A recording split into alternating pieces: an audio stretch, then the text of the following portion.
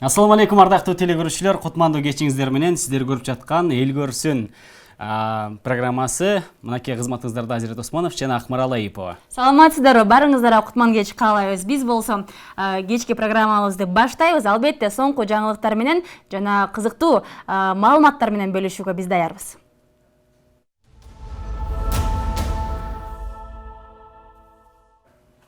Быйыл 1-класска 156 миңден ашуун бала мектеп босогосун аттаныптыр.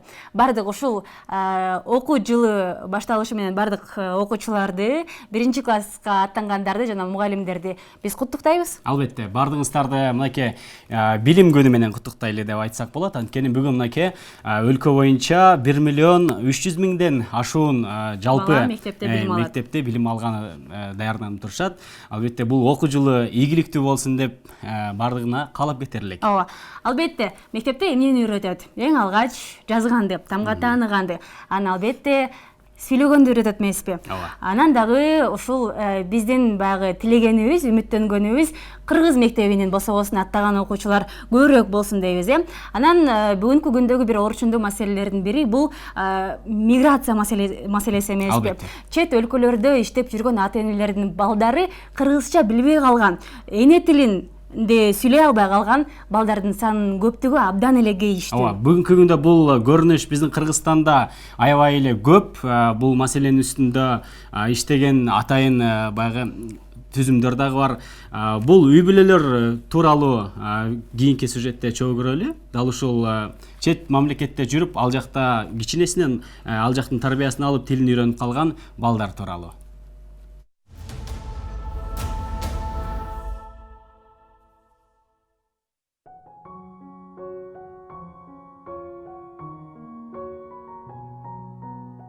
Бешик ырынын мааниси өтө чоң. Анткени талим тарбия бешикте жаткандан бешик эмес, курсакта жаткандан баштап эле талим тарбия балага берилет. Биринчи үн менен бала азыктанат, үн менен бала өзүнө мээрим алат. Жыл сайын чет өлкөгө кетип жаткан жарандардын саны өсүп барат. Алардын кээ бири билим алуу үчүн кетип жатса, көпчүлүгү каражат табуу максатында жөнөп жаткандыгы коомго белгилүү. Республиканын калкынын эмиграциясынын негизги өлкөлөрү болуп Россия жана Казакстан болду. Россияга чыгып кеткендердин үлүшү 70%дан 80%га чейин, ал эми Казакстанга болсо 16%дан 20%га чейинкени түздү. Ошондой эле эмиграция КМШдан тышкаркы өлкөлөргө да чыгуулар болуп атат. Бул жерде 2%дан 4%га чейин түздү. Негизги мамлекеттер Германия, Туркия, АКШ жана Канада мамлекеттери болду. Ал эми бул экранда сиз көрүп турган аяруу менен адеми Америка Кошмо Штатынын жарандары. Алар Кыргызстан менен таанышуу үчүн чоң ата, чоң апасынын үйүнө жайкы салууга келишкен. Адам баласынын жүрүм-турумунун калыптанышына айлана чөйрөнүн, коомдун таасири абдан чоң экенин адистерде айтып келишет. Неберелерим жаңы келгенде эле биздин балдарга салыштырмалуу башкача экени байкалды дейт чоң атасы. Ошол жактын жүрүш-турушун алат экен да. Жаңы келгенде өптүрчү эмес. Өл десек керек жок деп эле бетин басып ноу дей берчи да. Биз жетелеп базабыз го жаш балдарды. Анан жетелесек деле өзүм базам дей берчи да. Ошол деле баягы баланын өз алдынчалыгына умтулуусу экен да. Баягы өзүнчө болоюн дейт экен да. Баягы үнүбүздү катуу чыгарып койсок да чоочуп кетчү. Үн катуу чыгарсак да чоочучу да. Булар баягы тынчтыкты да жүргөн, баягы көп катуу кыйкырыкты укпаган чөйрөдө чоңоюшту да.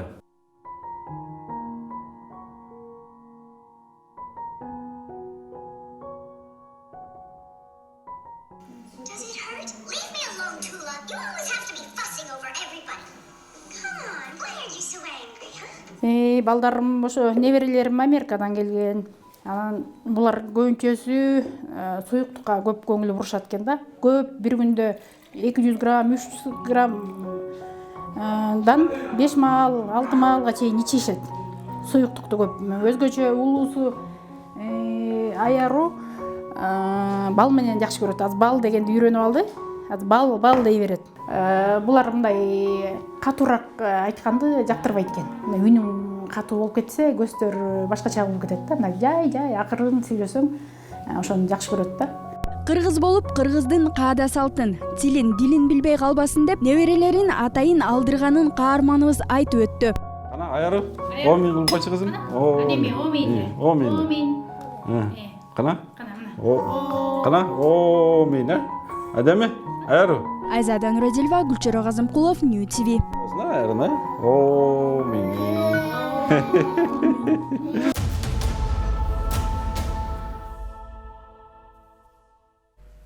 Кыргызстанда эмес, дал ушул чет өлкөдө туулуп өсүп, ошол жактын маданияты менен чоңоюп калган кыргыз балдарын, кыздарын биз Кыргызстанды сүйүүгө, мекенчилдикке үйрөтө алабызбы? Бул нерсе колубуздан келеби? Бул тууралуу биздин студиябызга келген балдар психологу менен маек курабыз. Студияда психолог Илдар Акбутин.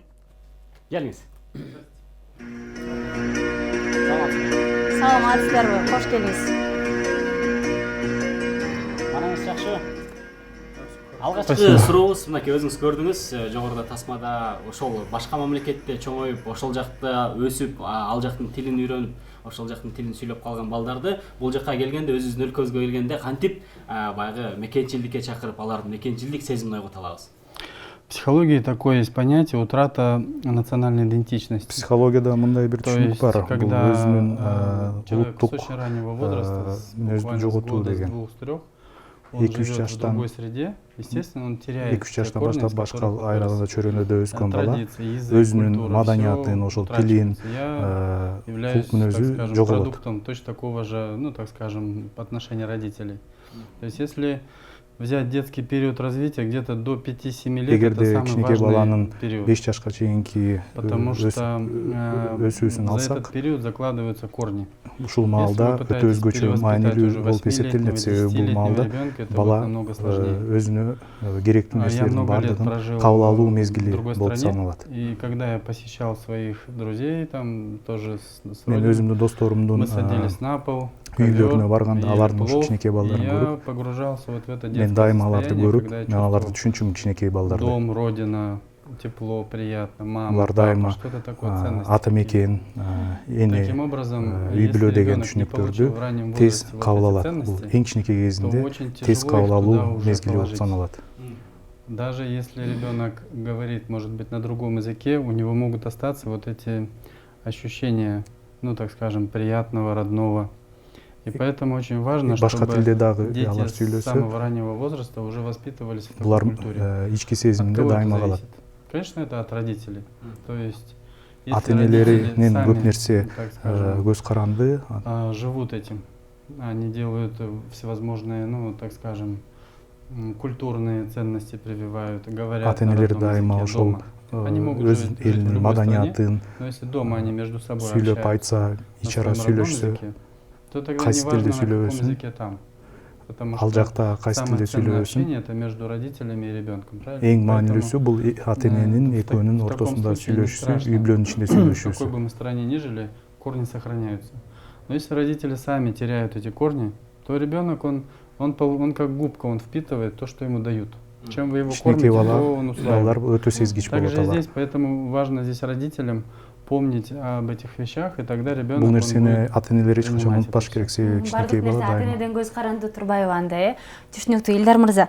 Эми мейли ата энеси ошол өлкөнүн жарандыгын алып, ошол өлкөнүн тилинде сүйлөп калды дейли, ошол жакта иштеп, акча табып, балдары дагы ошол баягы өлкөнүн адамдарындай болуп калды деп карап көрө турган болсок, бирок бул тасмада биздин кесиптешибиз даярдаган тасмада кичинекей балдар чоң атасы менен чоң энесинин үйүнө келип атат да.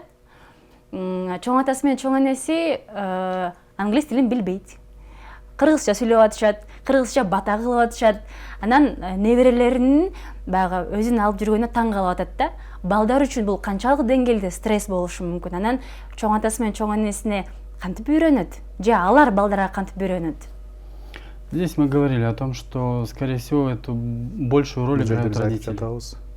То есть, если ребенок оторванный, так скажем, от своей культуры, кичинекей приезжает домой, жеткинчек вот как в этом өзүнүн ата сюжете, энесинен алыс то жакта для него это жайгашкандыктан становится чем-то, ну, или интересная игра какая-то, или очень странная, кызыктуу то есть непривычная. кызыктуу оюндарды Если алар он менен долго жүргүзүп поживет в среде своих бабушек и дедушек, эгерде көп то убакыт он боюнча заново бул переучится. И өзүнүн когда он пойдет туда, чоң он ата чоң уже энесинин будет, жанында та жашаса культура будет для него какой-то чуждой. бул жака көнүп кийин Я ата энесине до 3 көнүшү лет, оорчулук жаратышы мүмкүн. Я жил у бабушки, до 3 лет я не умел говорить по-русски.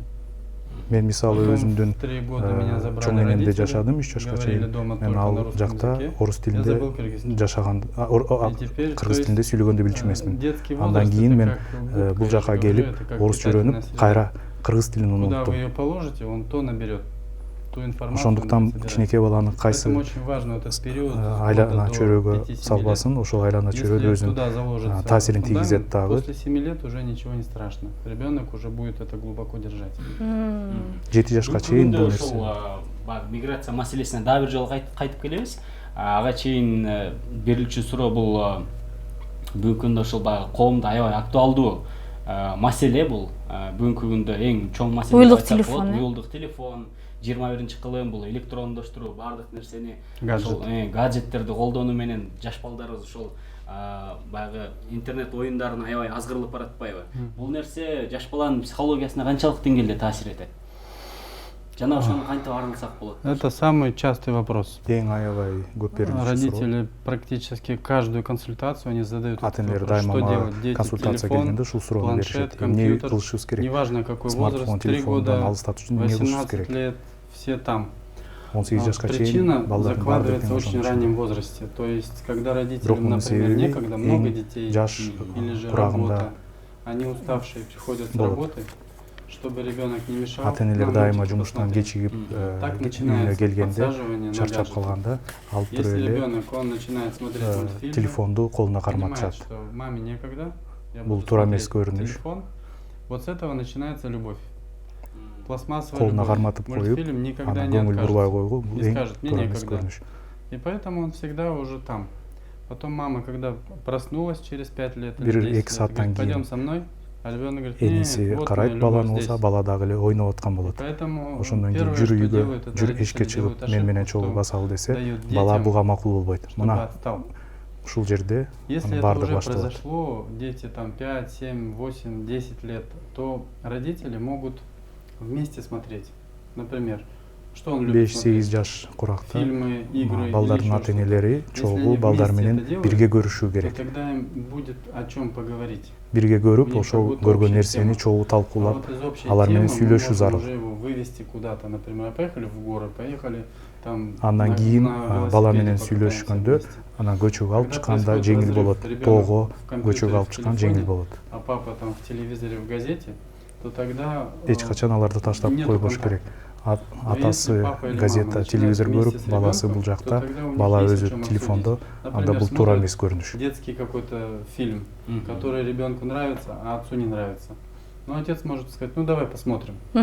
И потом они могут обсудить. А ты что думаешь? А как бы ты вот здесь Ата энесине И так жаккан далее. Они уже кинону могут бала менен обсуждать. чогуу кеңешип, отец ал эми понимает, сурап, что кайсы на кинону душе у жактырарын ребенка. чогуу көрүү И у них зарыл. возникает Ошол кинодо какой-то болгон контакт. нерселерди чогуу талкуулашы Таким керек. образом можно ребенка оттуда потихонечку вытаскивать.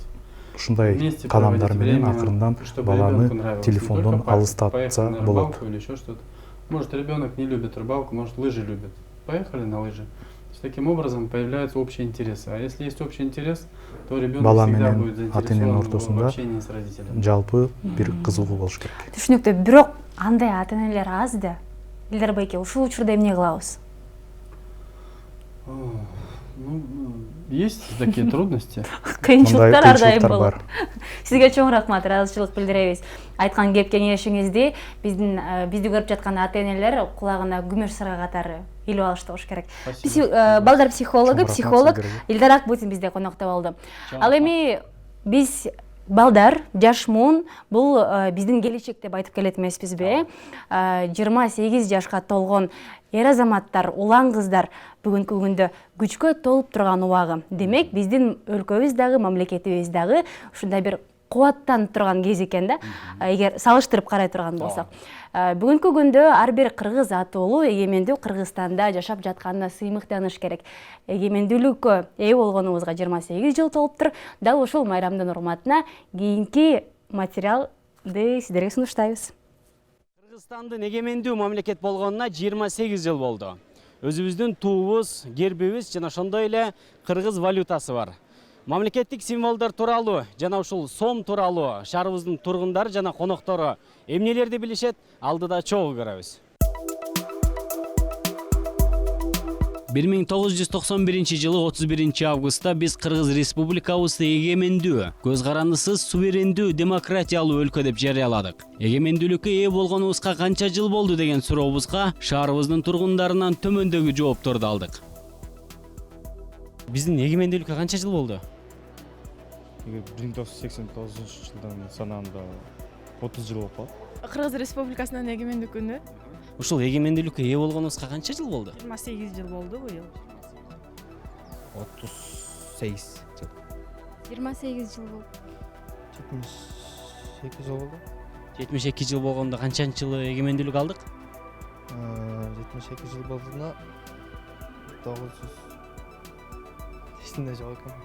Эгемендүүлүккө ушунда 30 жыл болуппу? 30 жыл турады. 30 жыл болду. 30 жыл болду. Эгемендүүлүккө канча жыл болду? 140 жыл. Оозуңузга май. Өлкөбүздө тынчтык болсо, эгемендүүлүктүн 140 жылдыгында белгилейбиз. Туу менен герб мамлекеттик символдорубуз экенин баарыбыз эле билсек керек. Бирок аларда эмнелер чагылдырылганын жана анын маанисин ар ким ар кандай сүрөттөп берди. Герб тууралуу айтып бериңизчи, эмне чагылдырылган? Бул гербте деген четинде баягы буудай менен пахтанын сүрөтү чагылдырылган.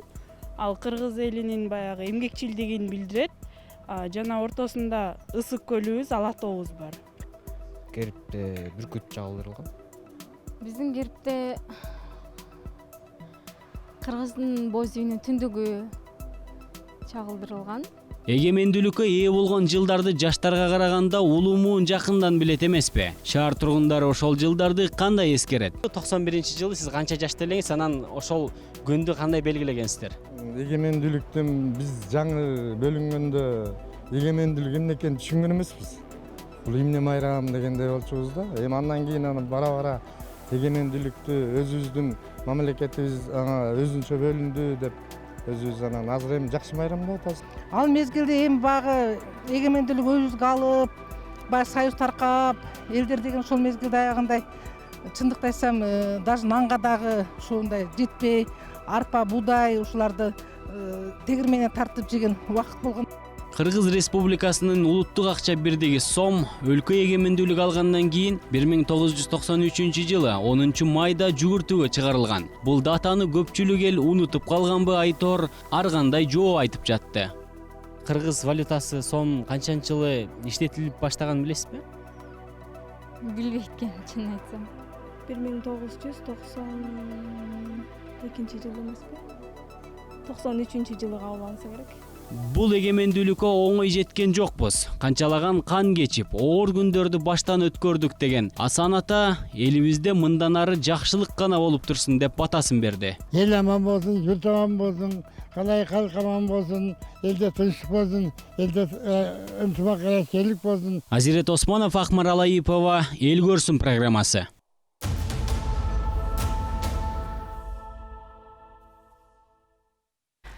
Эл көрсүн маалымат маанайшат программасын улантабыз. Ал эми ошол эгемендүүлүк темасын эгерде уланта турган болсок, биз айтып атпайбызбы? Кыргызстан жаштардын колунда, келечек жаштардын колунда депчи. Дал ошол таланттуу жаштар биздин студиябызда конокто.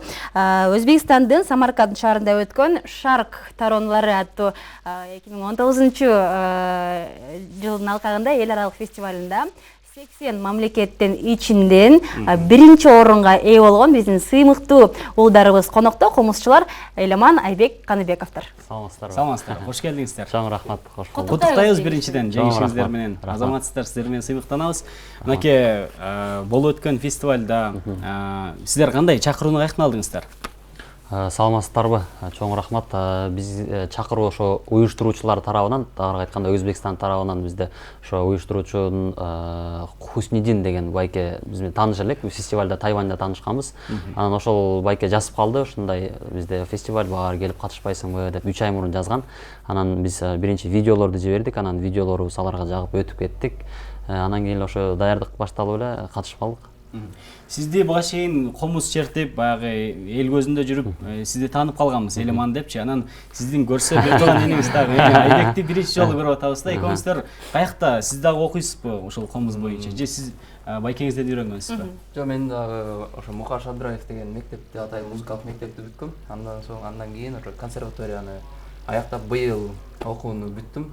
Буюрса ошо эми иштеш баштадык да байкем экөөбүз. Экөөңүздөр дуэт болдуңуздар демек, Бул сиздердин биринчи дуэт катары эл аралык сынакка катышканыңыздарбы? Ооба, биргеликте экөөбүз биринчи жолу эл аралык эмеге катыштык. Негизи өзүңүздөр билгендей биз Акак Комушчулар ансамблде дагы чогуу иштеп келебиз. Ал жакта көп эле чыгып жүрөбүз эки жака. Мына ошол алдыбызда турган кубокты дейли, биринчи орунду алдыңыздар. Анан баш байге канча миң доллар эле ошону айтыңыздарчы. $5000 берилди. $5000. Кандай? Эмне кылайын деп атасыздар ошол $5000? Кайсы жакка жумшайсыздар? Негизи кылчу нерселер көп эле, ошол Орду табылат өзүбүздүн чыгармачылыгыбызга дагы жумшайлы деп турабыз. Кудай буюрса жакшы чыгармаларды жазып, өзүбүзгө жакшы микрофондорду алып дегендей. Ооба. Айбек, айтыңызчы, Ташкент, Самарканд шаарына, Өзбекстанга биринчи жолу бардыңызбы?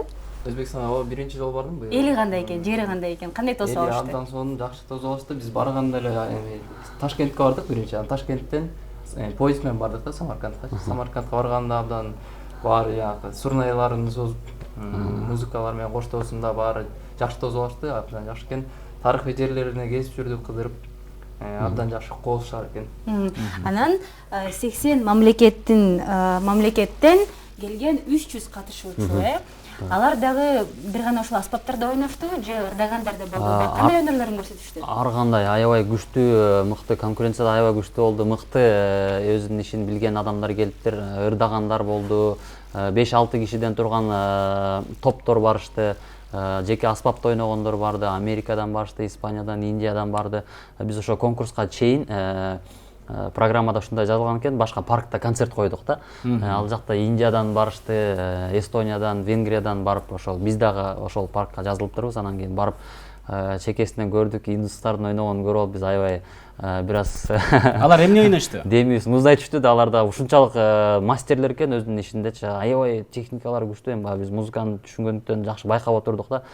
Анан бири өз улуттун, өзүнүн укура улуттук аспаптарын ойношту. Сиздерге баягы финалга чыккандар кимдер болду? Кайсы улуттун? Конкурстун шарты мындай болду, 2 күн болду, саат 6-дан баштап түнкү 12-ге чейин болду. Анан кийин 2 күндө баары бир эле тур менен ойнолот экен дагы. Анан кийин ошо 9 мамлекеттен калыстар тобу курамы ошол өздөрү чечишип ыйгарып коюшту орундарды. Анан бул жерден дагы айта кетчү нерсе, ошо биздин Кыргызстандан калыстар тобунун курамында Роза Аманова эжекебиз болду. Ал эжекебизге учурдан пайдаланып чоң рахматыбызды айтып кетишибиз керек. Себеби дегенде эл биз ойноп атканда абдан жакшы кабыл алышты. Бирок ошол Европадан келген калыстар тобунун курамындагы кээ бир адамдар ошо түшүнбөптүр да, бул эмне кылып атышат, кол ойноп чертип атканда бул кандай дегенде. Себеби ал жакта конкурста деген жөн эле көрсөтүп коюш бир, нар жагында кандай мааниси бар бул фестивалдын эң негизги талабы ошол экен да, жөн эле аткаруу эмес, сөзсүз түрдө бул илгертеден келаткан улуттук нерсе болуш керек экен, баалуулуктар болуш керек экен. Анан ошол жерден Роза эжекебиз баардыгын талдап, чечмелеп берип, алдыларына төкпөй чачпай жайып бергенде анан алар түшүнүп, бул улуу бийик өнөр турбайбы деп, ошол себептен да биз биринчи орунга ээ болдук. Шарк таронлары деп айтып атат. Эмне деп которулат экен ушул? Бул чыгыш кайрыктары деп койсок болот. Чыгыш кайрыктары деп. Анан комузду тааныбагандар, билбегендер бар да ал жакта. Кантип тааныштырып айтып берип жаттыңыздар өзүңүздөр? Биз негизи ошо места орун алабыз деп деле ойлогон эмеспиз. Анан кийин биздин өзүбүз ошо индустарды көрүп, парк беркелерди көргөндөн кийин анан эми коем өзүбүздүн ушуга чейин даярданып келген нерселерибизди жакшы, мыкты деңгээлде көрсөтөлү деген гана бир максат болду. Анан биз ойноп атканда элдер ушунчалык кол чаап, сүрөп отурушту да. Анан эң жаш конкурсанттар да биз экенбиз. Анан аябай жакшы кабыл алышты. Ошол да бизге кандайдыр дем берди. Башында 1-2 чыгармадан кийин анан уже ачылып кеттик да. Айбек, кайсыл чыгармаларды ошол аткарып бердиңиздер? Сиздерде эми канча 80 мамлекеттин өкүлдөрү көрүп атышпайбы? Ошо ар бир мамлекетке 20 мүнөттөн убакыт берилиптир. Ошо 20 мүнөттүн ичинде биз жаш кирбейбиз. Ак тамак, көк тамак атай болбойбуз, атабыздын мезгил жаңыры Мурат Абдрахмановдун жана Кара өзгөй деген. Кара өзгөй да, Нияз Албаровдун Кара өзгөйүн. Сиздер үй бүлөдө канча бир туугансыздар? Экөөбүз. Экөөңүздөр. Ата энеңиздер дагы комуз ойноп, аккордеон черткендер барбы? Баардыгы тең чертет. Профессионалдуу музыкант эмес, бирок багы кызыгып черткендер, бирок кызыкса дагы аябай жакшы черткендер бар. Апам комуз менен ырдайт, комуз чертет. Келиңиздер анда ошол комузду алып келгенден кийин ошончо талантты ал жактан көргөн кыскараак бир күй ойноп берип коюңуздар. Эмес азыр ошол ак тамак, көк тамакты кыскараак кайрып берели. Келиңиздер.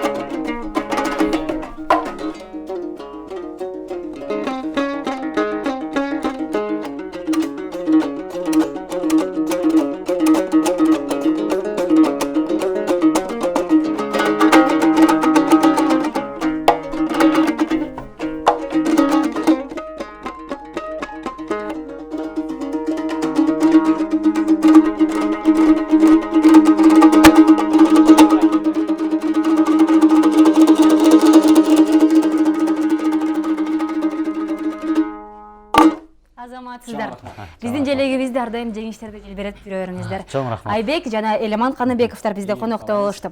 Ал эми биз болсо программабызды биздин эгемендүүлүгүбүзгө 3 көз караш менен караган 3 муунун өкүлдөрүнүн маеги менен улантабыз. Эми 91-жылы биз атайын декларация менен жогорку кеңештин эгемендүүлүк көз карандысыз мамлекет деп жарыяладык. Биринчи эле ушул өзүнүн жарыялануусу биз эгемендүү классикалык түшүнүктө көз карандысыз мамлекет болуу бул аябай чоң тарыхый тарыхы улуу боло турган чечим болгон да. Анткени биздин ушул өтүп кеткен ата бабаларыбыз эңсеп келген, баарыбыз эңсеп жүргөн эгемендүүлүк, көз карандысыздык. Бунун өзү тарыхый чечим. Мен ойлойм, Кыргызстан 28 жылдын ичинде өзгөчө өзүнүн эгемендүүлүгүн баш жылдарында өзгөчө чоң бир ийгиликтерге жетишти. Бул биздин улуттук валютабыз, бул мамлекеттик тилибиз, бул дүйнөлүк абройлуу ВТО, Бириккен Улуттар уюму жана башка уюмдардын толук ыйгарымдуу мүчөсү болушу, Кыргызстанда башка мамлекеттердин элчиликтери ачылып, Кыргызстандын элчиликтери башка 5 континенттен ачылгандыгы бул кубандырат. Андан тышкары эң чоң ийгилигибиз биз кыргызстандыктар өзүбүздү бир башка державанын өкүлү катары эмес, биз кичинекей болсок дагы кызыл сары байрактын астында жашаган Кыргыз Республикасынын жарандарыбыз деп атообуз бул чоң жетишкендик деп ойлойм. Акыркы 28 жылдын ичинде жетишкендиктерибиз аябай эле көп. Ошолордун ичинде биз сөз эркиндиги, демократиялуу мамлекет экендигибизди далилдей алдык. Кошуна мамлекеттерге караганда. Андан сырткары биз көчмөндөр оюн аркылуу дүйнө жүзүндө Кыргызстанды таанытып алдык.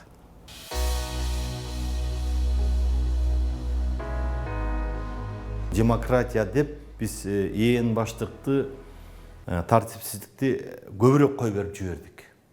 Мындай бир катуу мыйзам чегинде иштей турган бийлик бутактары алсыз болуп атат. Анткени буга ар түрдүү себептер бар. Биз ушуну өткөрүп атабыз. Ал эми кое берген дагы биздин чоң катачылыктарыбыз бар деп эсептейм. Себеби мына 30 жылга жакындап калды. Азыр анализ чыгаруу мүмкүн болуп атат.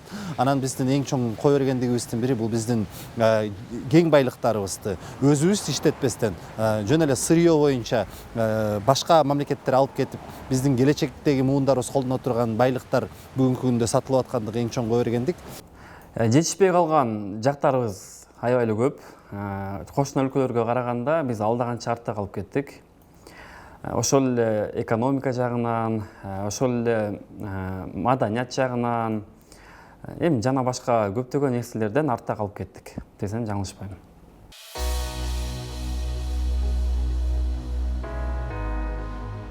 Мен гана эмес, ар бир кыргыз биз бир кубаттуу, күчтүү, бай, шарты келишкен, кооз мамлекетте жашагыбыз келет да. Жолдорубуз салынган болсо, ар бир үйгө суу түтүгү кирип, ар бир үйгө канализация кирип, свет үзгүлтүксүз берилип, ар бир үйдө мындай бакубат, жакшы турмуш болсо дейбиз. Ар бир адам өзүнүн илимине, деңгээлине жараша, жөндөмүнө жараша жакшы билим алып, жакшы бир жумуш ордунун таап, ошол жакта иштеп, балдарын багып, эне атасын карап, чоң ата, чоң энелерине жардам берип турса дейбиз. Анан кийин мактана турган мамлекет кургубуз келет да. Мен айтып атпаймынбы, мен өзүмдү Кыргызстан менен салыштырам деп. Адам өзүнүн келечегин дайыма жаркын көрөт, жаркын ишенет, ошого умтулат. Мен дагы биздин Кыргызстаныбыздын келечеги Кудайым буйруса жарандык коомдо деп эсептейм. Мен Кудайым буйруса Кыргызстандын келечеги коррупция жок, бийликте деп ишенем. Мен биздин балдарыбыз татыктуу билим алып, биздин ата-энелерибиз татыктуу эс алууга чыгып, биздин ооруп аткан бейтаптар татыктуу саламаттык сактоо системасын ала алат деген ишеничтемин. Буйруса бардыгы болот. Ошол илгери үмүт менен жашайбыз, жөн эле жашабастан ошол болууга болгон күч аракетибизди жумшайбыз. 28 жаштагы улан кыздарга салыштырып карасак, эми алар күчүнө толуп турган убак болот. Ал эми биз 28ге чыга элекпиз, дагы жашпыз. Мекенин ойлогон, өлкөсүн ойлогон жаштар көп. Ыймандуу, билимдүү жаштар көп. Демек биздин келечегибиз алдыда.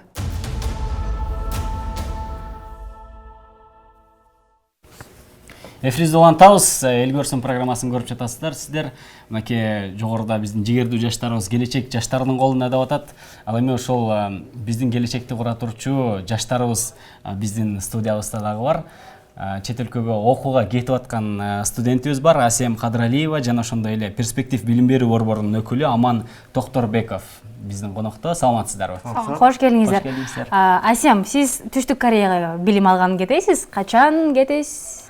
Ошо бул буйруса март айында кетип жатабыз. Азыр корей тилин үйрөнүп жатасыз, ошондой. Кыйын бекен корей тили? Бардык эле тилдер кыйын, конечно. Эмнеси менен кыйын? Корей тили өзгөчө. Корей тили өзгөчө эмнеси менен? Буларда деген ар бир кандай десем, биздикиндей тамга эмес бардыгынан. Башка тамгалар жана ошондой эле. Тамгалар аябай көп, Тамгалардан көп, грамматикасы аябай көп. Буларда ар бир сөз, мисалы, сизге сүйлөгөндө, кичинекей бала сүйлөгөндө башкасында ар бир башка грамматика колдонулат. Азыр үйрөнүп калдыңызбы бир аз? Корейче бирдеме айта аласызбы? Ооба. Эмне айта аласыз? Өзүм жөнүндө айтып берейин анда. Келиңиз, өзүңүз жөнүндө айтып. Кыскача эле. Кыскача. Че Рима Симаео, чоң пепкесимде, че сен 열급 살입니다. 저는 지금은 한국어를 공부합니다. 저는 перспектив에서 공부해요. 한국어를 배워요. Суда эле сүйлөп калыптырбыз. Азамат эми. Сиз ушул перспектив билим берүү борборунда барып ал жакта окуп, анан ошол жактан өтүп кетип атасыз. Бул жакта өкүл болуп турат. Ушул перспектив борборунун негизи бүгүнкү күндө ошол Корея мамлекетине канча студент кетип атат? Негизи азыр перспектив биздин борборубуз жаштарга чет өлкөдө билим алуу үчүн мындай мост түзүп берген үчүн аракет кылып иштеп берип жатабыз. Азыркы убакытта бизде апрель айында именно Кореядан Инха университетинин ректор келип өзү чоң конкурс жарыялап, конкурсту өткөрүп кеткен. Анын алкагында Асем жана Асемден тышкары 20га чакан студент, 20-га жакын студент бакалаврга бюджеттик орундарга ээ болгон. Дагы кайсы мамлекеттерге жөнөп жатышат? Же жөнөп кетишти? Кореядан тышкары биз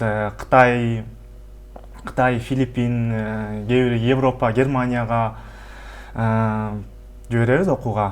Бюджеттик алкагында жана гранттык мезгилинде. Өзүңүз жогорку окуу жайын бүткөнсүз, университетте?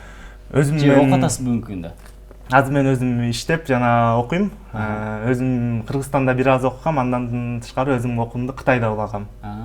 Кытайда окуп келгенсиз, э? Кытайда окугам. Азыр өзүм кайра бул жылы Кыргызстанга да кайра тапшырдым. Ошол. Негизи баягы эл арасында ушундай сөздөр айтылып келет да, башка чет мамлекетке окууга алдап туруп дагы акчасын алып коюп аткан учурлар болуп атат, коомубузда көрүп атабыз. Анан ал жака барганда силердин жатаканаңар, жашаган жериңер аябай укмуштуудай сонун болот деп алдап жибербеген да учурлар катталып атат. Ал жакта шарттар кандай болот бул балдардын? Ошол жөнүндө айтып бериңизчи. Биз чет өлкөгө жиберерде университет менен келишим түзөбүз. Келишимдин алкагында университет бизге болгон сүрөттөрүн, видеолорун полный жиберет. Андан тышкары биз өзүбүз да барып көрүп келебиз. Жатаканасын, кандай окушат.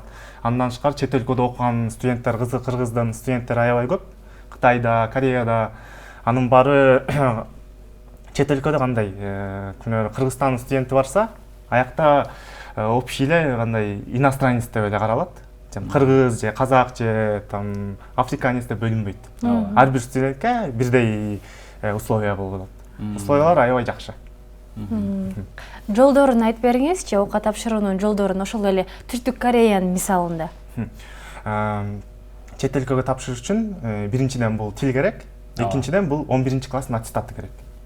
Эмнеге 11-класстын аттестаты? Анткени 9-класс же башкалардыкын мындай мировой эмеден караганда эмеге тастыктап алынбайт да. Именно 11-класстын эле аттестаты каралат. 11-класс жана Кореяга тапшырыш үчүн именно корей тилинин өзүнүн 6 уровени бар. 3-уровень андан өйдө керек. Магистратурага орундар барбы? Магистратурага да жиберебиз. Магистратурага ал именно тил боюнча 5-уровеньден өйдө керек. Анан студенттин бакалавриат алган диплому керек. Асем, сиз Түштүк Кореяны өзүңүз тандап алдыңызбы ошондо? Ооба. Эмнесине карап тандап алдыңыз? Окуу жайына карап? Корейлердин жигиттери сулуу болчу эле. Жок. Мен өзүм кичинекейизден бери Корея шаарына кызыкчумун. Анткени Корея боюнча Сеул шаарына. Сеул шаарына. Корея мамлекетине, то есть. Корея мамлекети бул дүйнө жүзүндө технология боюнча биринчи орунда турат, жана бат өнүккөн мамлекет. Азыр ал жакта мисалы башка биздин Кыргызстанда жана Азия мамлекеттеринде жок нерсени ал жактан тапса болот, жана ал жактан окуусу өдө бийикте турат. Рахмат, Асем, ыраазычылык билдиребиз. Буюрса, ал жактан алган билимиңизди келип Кыргызстанга колдоносуз деген ишеничтебиз. Студиябызга Аман, перспектив окуу борборунун өкүлү жана ошондой эле Асем Түштүк Кореяга келип жаткан студент кыз болду. Ийгилик каалайбыз сиздерге. Ал эми биз болсо шаарыбызда кече гана жакында гана ошол эгемендүүлүк майрамына карата ачылган жаңы сейил бак тууралуу материалыбыз менен улантабыз.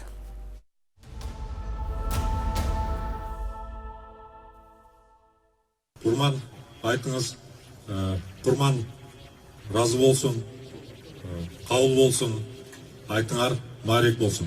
Рахмат. Бишкек шаарынын мэри Азиз Суракматовдон жаңылып айтып алган бул куттуктоосу кезинде көпчүлүк элдин түрдүү пикирлерин жараткан эле. Кыргызчаны кыйратып сүйлөбөсө дагы иш жүзүндө өзүн көрсөтүүгө үлгүргөн Азиз мырзанын ишмердүүлүгү тууралуу көпчүлүктүн пикири позитивдүү.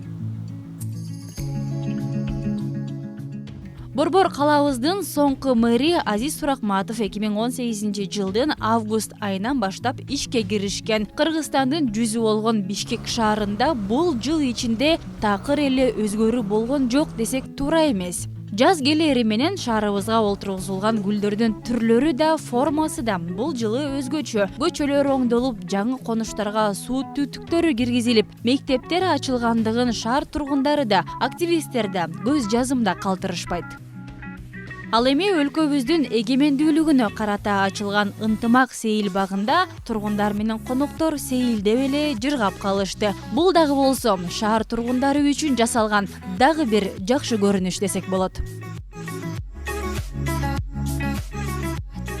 Соңку жылдары карап келсек, Бишкек шаары жакшы эле өнүгүүнүн үстүндө деп ойлойм. Анткени ноондой болгон парктар салынып атат, ар кайсы жерлерге жакшы нерселер салынып атат. Бишкек шаары акырындан жакшылдандырылып атат. Мындан ары да өнүгөт деген ойдомун. Азыр Бишкек шаары Кудайыма шүгүр көп болбосо дагы аз деңгээлде бир-аздан. Анан кийин бир сунуш бар эле, ошол мына торговый домдор көбөйүп кетти. Ошолорду бир аз азайтып, анын ордуна бир пайдалуу имараттар курулса, мисалы спортчуларга арнап же болбосо ырчыларга, жана ырчылар спорт ордосуна концерт коюп атышпайбы? Ошонун ордуна атайын бир концерт залдары, филармонияга окшош ошондойлор салынса демекчимин. Андан башка ошо тазалыкка көңүл бурулса. Мурда тал теректин баарын кыйып салышты эле, азыр эми ошонун баарын кайра ордуна алып келатышат. Жакшы быйылкы мэрдин баары тең жакшы иштеп атат. Президенттер деле жакшы эле иштеп атышат. Болгондо кыргыз элим өзү ушулардын баарын сактап калганга аракет жасашыбыз керек. Особенно мына жаштар жазып аткан нерсенин баарын тең үстүнө чыгып сүрөткө түшкөндөрү туура эмес болуп атат. Наоборот, кайра ошонун баарын тең жазалган нерсени кайра сактап калып, ушуну кайра өнүктүрүп, сынган жерди кайра ордуна келтиргенге жардам берсе жакшы болмок.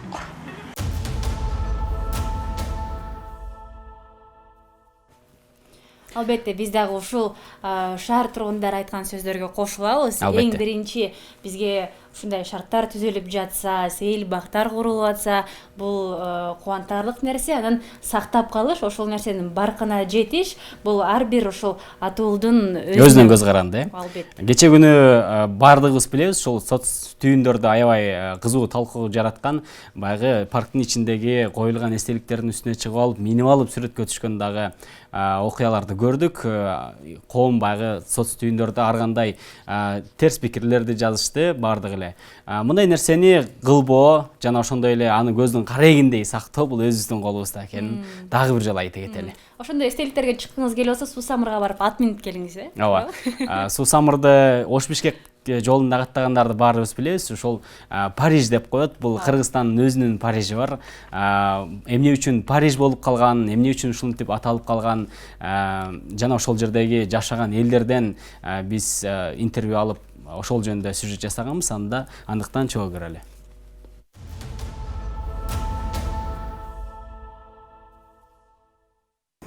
Саламатсыздар, урматтуу телекөрүүчүлөр. Чыныгы Парижден болжол менен 6800 километр аралыкта жайгашкан Кыргызстандын Суу Самыр өрөөнүндөгү бул Париж аталышындагы жай мындан аз гана убакыт мурда пайда болгон.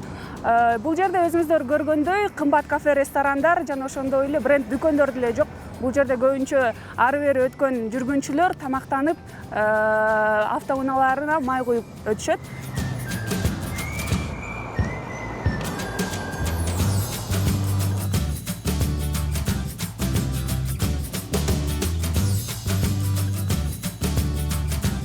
Күн сайын бул жерден жүздөгөн унаалар жүргүнчүлөр менен өтөт. Алардын көпчүлүгү бул жерди жөн эле Париж деп атап коюшат. Качантан бери жана эмне үчүн Париж деп аталып калганын жол тартуучулар деле эстей алышпайт. Эс алган үй бүлө менен келдик. Суунун жээгинде боз ижарага алып балдарыбыз ошол жерде эс алып атабыз. Анан могул биз турган жерди Париж дешет. Ушул жерде театр өткөн машиналар токтоп, ушул жерде гостиницасы бар экен, мечити бар экен, тамак аштары жакшы, магазиндери. Биз ошол суунун жээгинен бияка келип, нанды жактан тандыр нан жабышат экен. Ошол нанга келип, нан алып алабыз кайра. Суунун жээгине кетебиз, эс алып атабыз. Жакшы, элдери башка аталышын билбейм. Мен билгенден Париж деп бардыгы ушул жерде Париж деп аташат. Ал эмне үчүн Париж деп коюлган? Кээ бир божомолдорго ишенсек, түнкүсүн келе жаткан оор жүк ташуучу унаалардын айдоочулары Франциянын борбору Парижди элестетип, биринчилерден болуп ушундай атап алышкан. Кыргызстандагы Париж мындан 25 жыл мурун Суу Самыр жайлоосунда Бишкек-Ош жолунун боюнда пайда болгон. Алгач бул жерде 3-4 боз үй болгон болсо, азыр бул жерде унаа оңдоочу, май сатуучу жайлар, мейманканалар, мечит жана соода түйүндөрүн көрүүгө болот. Жылдан жылга Суу Самыр өрөөнүндө кызмат көрсөткөндөрдүн саны көбөйгөндөй эле Париждин да туруктуу тургундары көбөйүп келет.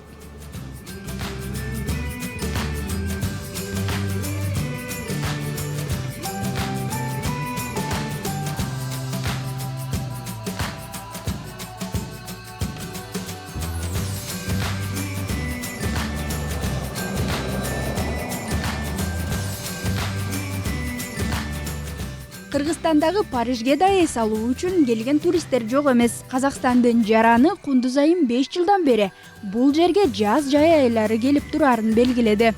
Мага жага турганы мен өзүм 5 жылдай болду келип дем алам. Особенно жаз убагында. Керемет. Жерде айта турган сөз жок. Жаңа айтады го, элдин ширкин байлауы, өмүрдүн ширкин байлауы, ненин элдин жайлауы деп.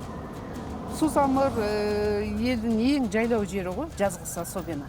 Элдин керемет дем алатын убагы, эл сүт ичип атыр келип дем алып, келер природасына дем алып атыр. Например, мен да жылда обязательно келем өзүм. 15 күн или болмаса 1 ай дем алып кетем. Сүт ичем. Такое удовольствие вообще, мисалы үчүн эл чет элге барып дем алып атыр. Чет эл өзүбүздө тур, керемет вообще.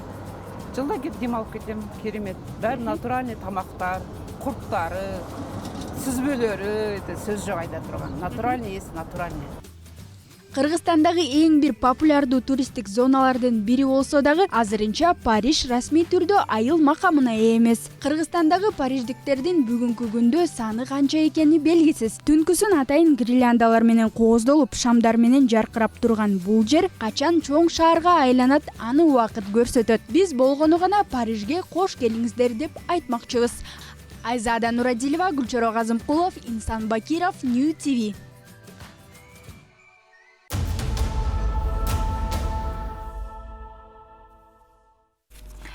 Эл көрсүн маалымат маанайшат программасы ушуну менен өз көрсөтүүсүн жыйынтыктайт.